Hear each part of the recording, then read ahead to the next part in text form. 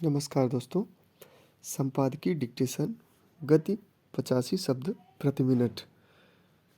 Ready start. अब किसान आंदोलन को लेकर सियासत शुरू हो गई है।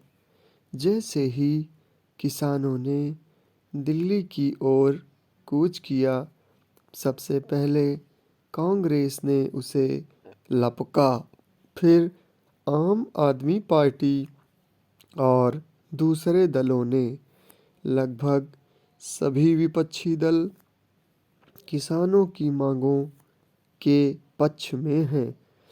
उन्हें मुखर होने का मौका इसलिए भी मिल रहा है कि सत्ता पक्ष ने किसानों को रोकने के लिए सड़कों पर कील कांटे ठोक दिए और दीवारें खड़ी कर दी है, खाइयां खोद दी हैं।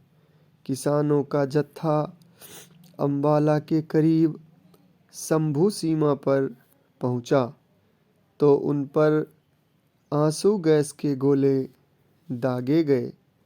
कांग्रेस ने ऐलान कर दिया कि अगर वह सत्ता में आई तो न्यूनतम समर्थन मूल्य की गारंटी का कानून बना देगी। उधर भाजपा का कहना है कि स्वामीनाथन समिति की सिफारिशें तो तभी आ गई थीं जब केंद्र में कांग्रेस की सरकार थी, तब उसने क्यों इसे लागू नहीं किया।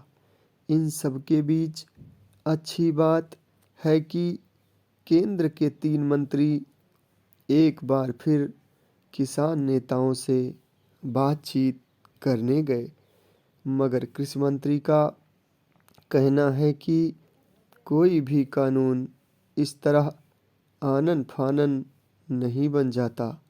यानी सरकार अब भी इसे लेकर अपेक्षित गंभीर नहीं मानी जा रही।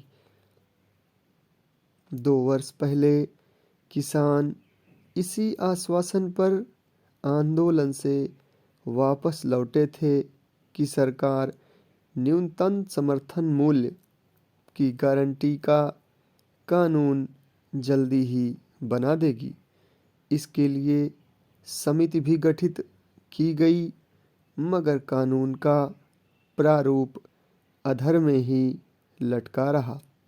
इसके अलावा आंदोलन के दौरान जिन किसानों की मृत्यु हुई थी, उनके परिजनों को मुआवजा और उनके परिवार से किसी व्यक्ति को नौकरी देने का आश्वासन भी दिया गया था। आंदोलन के समय जिन किसानों के खिलाफ मुकदमे दर्ज हुए थे, सरकार ने उन्हें भी समाप्त करने का वादा किया था, मगर इनमें से एक भी वादा पूरा नहीं हो सका। यह ठीक है कि सरकारी फैसलों में वक्त लगता है, उसके विभिन्न पहलुओं पर विचार करना पड़ता है, मगर इतना भी वक्त नहीं लगता जितना किसानों के मामले में लगा है।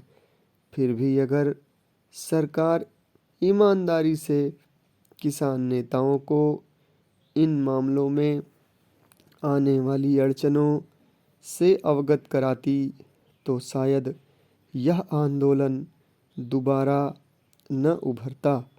मगर सरकार ने न केवल चुप्पी साधे रखी, बल्कि दमन के जरिए किसानों को चुप कराने की कोशिश करती देखी गई। इसलिए स्वाभाविक रूप से किसानों का भरोसा कमज़ोर हुआ है।